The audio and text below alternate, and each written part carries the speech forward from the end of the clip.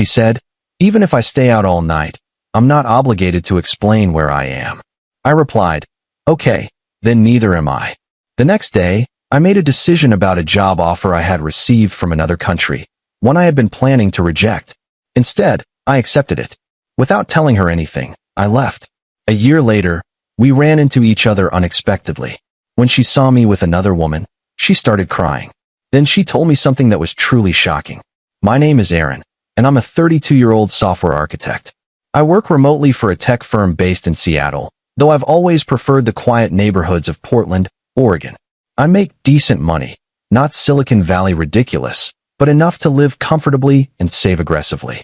I'm not the kind of guy who needs flashy cars or designer clothes. I value stability, honesty, and mutual respect above everything else." 3 years ago, I met Lauren at a mutual friend's birthday party in downtown Portland. She was 28, working as a marketing consultant, and had this infectious energy that drew people in. Dark blonde hair, sharp green eyes, and a laugh that could fill a room. We hit it off immediately over terrible karaoke and cheap wine. Within 6 months, we were living together in a 2-bedroom apartment with exposed brick walls overlooking the city. The first 2 years were solid. We traveled together, weekend trips to the coast, a vacation in Costa Rica, camping in the Cascades. We cooked meals on weeknights, binge-watched shows on lazy Sundays. She had her friends, I had mine, and we respected each other's space. I thought we were building something real. But somewhere around the 2.5-year mark, things started shifting. She'd come home later than usual, without mentioning where she'd been. She'd spend hours on her phone, angling the screen away whenever I walked by. Her responses became shorter, distracted. When I'd ask about her day, she'd give vague answers. "Fine. Busy. The usual." I didn't think much of it initially. Everyone's entitled to privacy, right? I gave her the benefit of the doubt because that's what you do when you love someone. Then came the night that changed everything. Update 1. It was a Thursday in late September. I remember because I had a big presentation the next morning for a potential client, a Fortune 500 company that could have meant a massive contract for our firm. Lauren texted me around 6 p.m. saying she was going out with coworkers for drinks at some new bar downtown. "Cool, have fun. Be safe." I texted back. "Will do. Don't wait up," she replied. By 11 p.m., I was in bed, half asleep with my laptop beside me, going over notes one last time. That's when I realized she still wasn't home. I checked my phone, no new messages. I sent her a quick text. "Hey, you good?" No response. I figured maybe her phone died. I tried to go to sleep, but something felt off. Midnight came and went. Then 1 a.m. Then 2 a.m. By 3 a.m., I was wide awake, pacing the living room, genuinely worried. This wasn't like her. I called her twice, both times straight to voicemail. "Hey, it's me. Just checking in. Call me when you get this." I texted her friends, Kelsey, Amanda, Beth. Nobody responded. The silence was eating at me. I considered calling hospitals, but that felt dramatic. I sat on the couch, staring at the door, imagining worst-case scenarios. She finally walked through the door at 4:47 a.m. Her makeup was smudged, black streaks under her eyes. Her hair was messy, half fallen out of the bun she'd left in. She reeked of alcohol, cigarette smoke, and cologne that wasn't mine. "Where the hell were you?" I asked, standing up, trying to keep my voice steady. She kicked off her heels, letting them clatter against the hardwood floor, barely looking at me. Out. Out where? I've been calling you for hours." I was about to call the police, Lauren. She sighed, like I was being the most annoying person in the world. "Aaron, I'm an adult. I don't need to check in with you every 5 minutes." Check in. Heat rose in my chest. "Lauren, you were gone all night. You didn't answer your phone once. I thought something happened to you." I was terrified. She walked past me toward the bedroom, wobbling slightly. "I was with friends. We lost track of time. It's not a big deal." I followed her down the hallway. "Not a big deal? You couldn't send one text? Do you know how worried I was?" She turned around in the doorway of our bedroom, and that's when I saw it. This flash of irritation, maybe even contempt. Something cold and distant. "Even if I stay out all night, I'm not obligated to explain where I am." The words hit me like ice water. I stood there stunned. "What did you just say?" "You heard me," she said, pulling off her earrings. "I'm not your property, Aaron. I don't owe you a minute-by-minute breakdown of my life. We're partners, not parent and child." Something in me snapped, not into anger, but into this strange, cold clarity. I nodded slowly. Okay, I said quietly. Then neither am I. She paused, looked at me like she was about to argue, then just shrugged. Fine. She went into the bathroom and closed the door. I went back to the living room and sat on the couch, staring at the wall until the sun came up. Update 2. The next morning, I went to my presentation running on 0 sleep and pure adrenaline. I crushed it, answered every question, left the room knowing we'd land the contract. My boss congratulated me, clapped me on the shoulder. But my mind wasn't really there. I kept replaying Lauren's words, her tone, the way she looked at me like I was an inconvenience. When I got back to the apartment around 2 p.m., Lauren was already gone. A note on the counter said she had client meetings all afternoon. Again, I sat down and opened my email. There it was, the message I'd been sitting on for 3 weeks. A company in Dublin, Ireland. Senior software architect position with a 40% pay bump, full relocation package, stock options, cutting-edge projects. They'd reached out through LinkedIn, flown me out for interviews in September, made me an offer a week later. I'd been planning to turn it down because of Lauren. Because I thought we had a future. I stared at that email, thinking about the woman who'd just told me she didn't owe me explanations. Then I hit reply and typed, I accept your offer. When do I start? They responded within an hour. Start date, November 1st. 4 weeks away. I didn't tell Lauren. I went through the motions, came home, made dinner, watched TV beside her. She barely noticed. She was always on her phone, always out with friends, or working late. Some nights she'd come home at 1 or 2 a.m., slip into bed without a word, and be gone before I woke up. I started packing in secret. Took boxes to my buddy Trevor's garage during lunch breaks. Sold my car privately. Transferred money into a separate account. Updated my mailing address. Canceled subscriptions, gym membership, everything tied to Portland. Man, if she doesn't respect you, you don't owe her anything. Trevor said over beers one night. You tried. She checked out. That's on her. I just feel like I'm running away, I admitted. You're not running away. You're running towards something better. On October 29th, I called the landlord and paid my half through the end of the year, plus an extra month.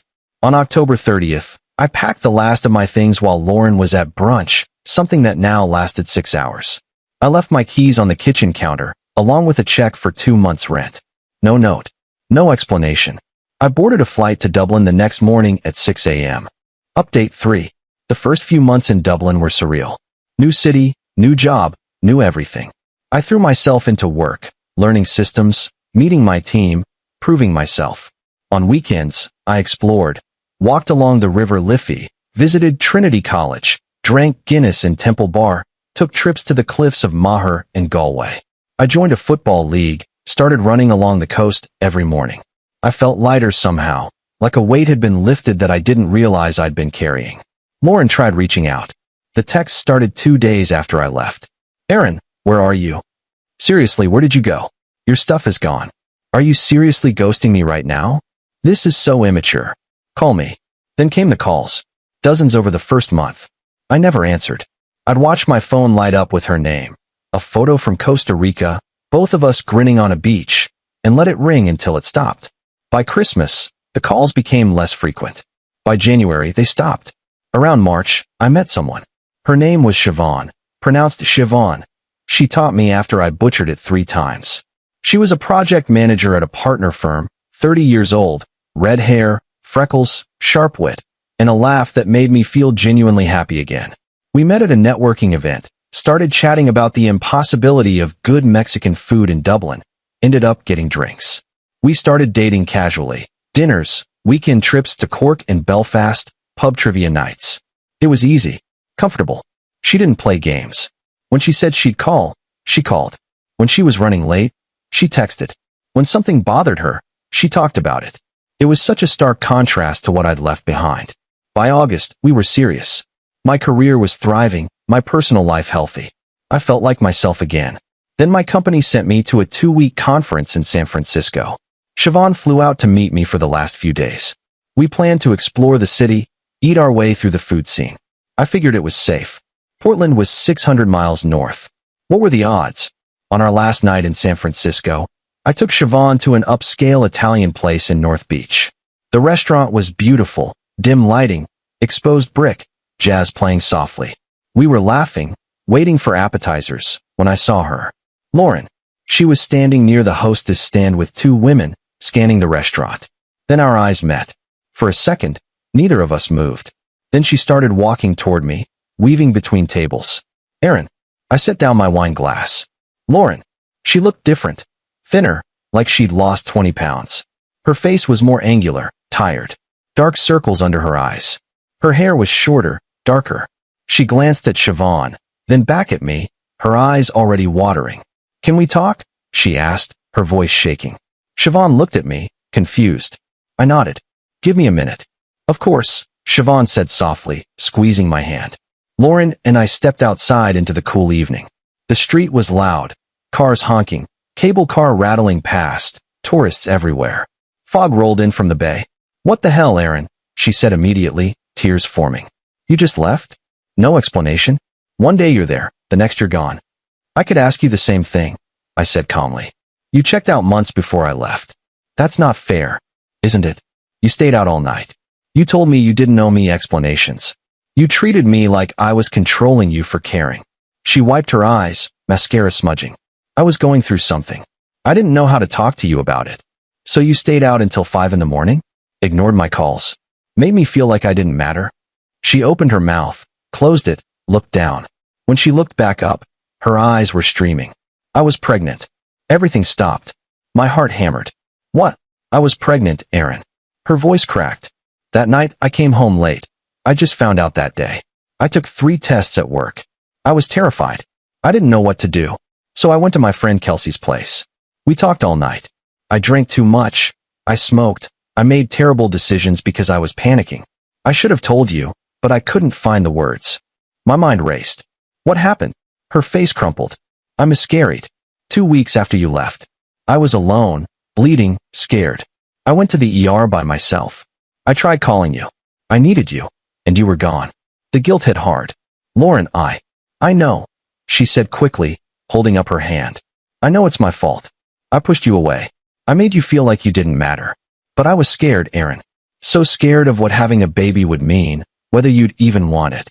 We never talked about kids.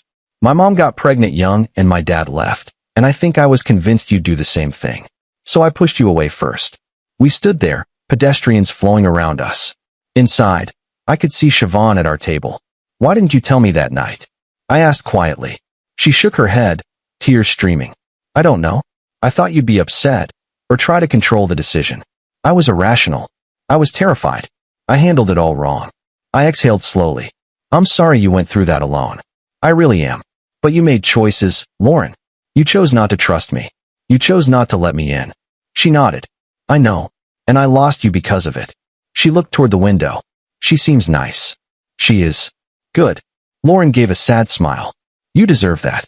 You always deserved better than how I treated you. She wiped her face. I've been in therapy for 6 months, trying to understand why I self-sabotage. I'm on antidepressants. I moved to Austin, closer to my sister. I'm trying to do better. I'm glad you're getting help, I said, and meant it. Thank you. She took a shaky breath. I should let you get back? I just needed you to know the truth.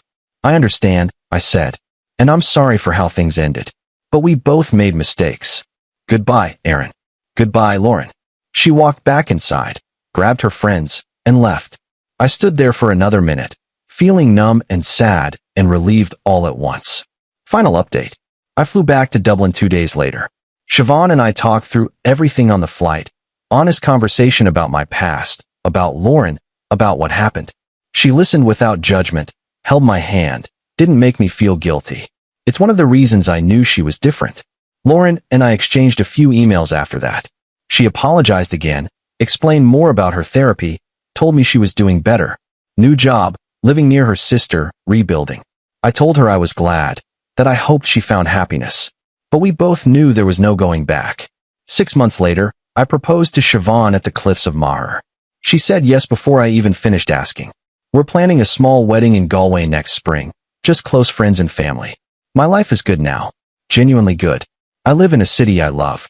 I'm engaged to a woman who communicates, who trusts me, who lets me in instead of pushing me away.